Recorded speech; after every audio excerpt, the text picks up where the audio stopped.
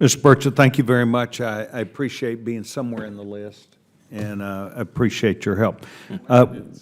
We've now moved to distinguished gentleman, my dear friend from Maryland, the ranking member, Mr. Mfume. The gentleman is recognized.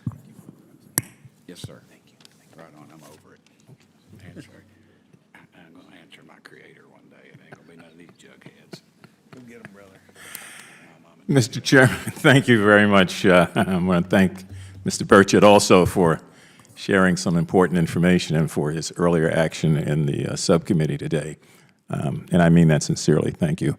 Mr. Chairman, I'd be remiss if I did not at least also thank the gentlewoman from the District of Columbia, Ms. Norton, for opening up for this side of the aisle and for her ever-present work on this committee. And thank you, sir, for calling this hearing.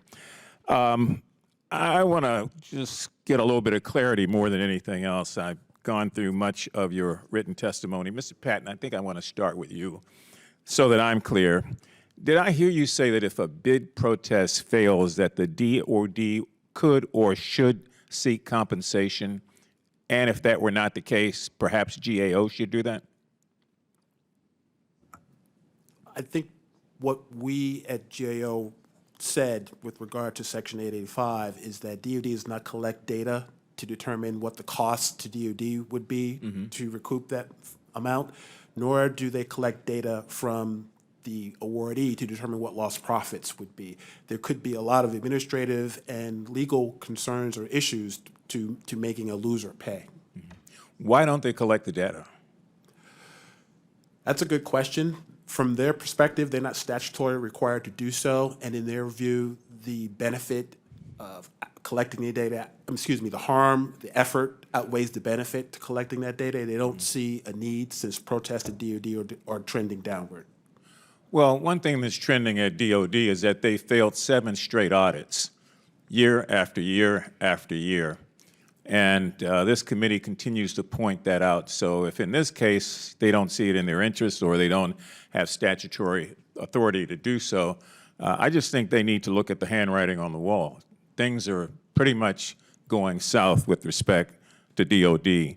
And what about the GAO's role in this? Do you see that if they're not doing it because they don't have statutory authority, that you could, should, or are doing it? GAO probably couldn't do it because access to contractor data like that would require some mechanism to look at it, to require the contractors to provide it. They don't currently do so. So it would be a challenge for GAO to do it. Then what would you suggest be put in place for them to at least provide GAO with that additional information?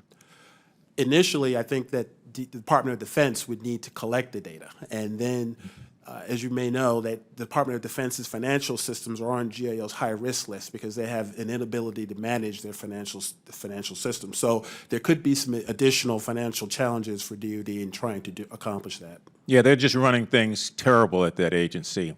And yet, this Congress just voted a 13% increase to what is already the largest slice of our budget, and we can't even get a clean audit, and they continue to be on the watch list. Thank you very much. Mr. Prince, you, I think, suggested that, or said, I should say, 50% of the bid protests that GAO looks at, they get dismissed. Is that right? No, it's that 50% are deemed effective. So are deemed effective or ineffective? Effective. Effective, okay. So in other words, in 50% of cases, either it goes to a decision from GAO ruling in favor or recommending the agency take action in favor, or the agency voluntarily takes corrective action. And what happens to all the others? They just go away?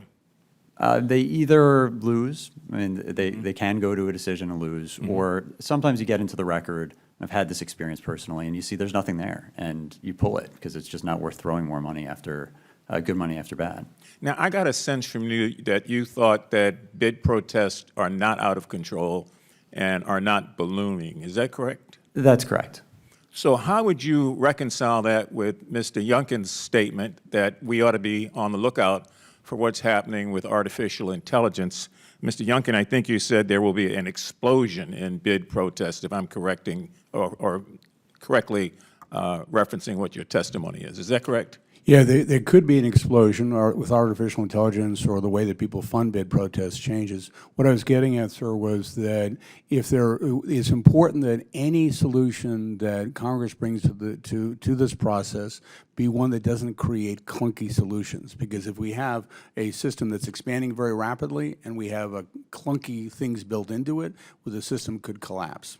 So on another part of that, you do support expanding debriefings, is that correct? Yes, sir, absolutely. It's a very cheap and effective way. And again, with artificial intelligence, it becomes easier and easier to redact the documents. If you have a 100-page document, very quickly, artificial intelligence can pick out what's confidential, and then the document can be produced to the bidders. And Mr. Prince, you also support expanding the debriefings? I do. Okay. Mr. Chairman, I have no more questions. Thank you.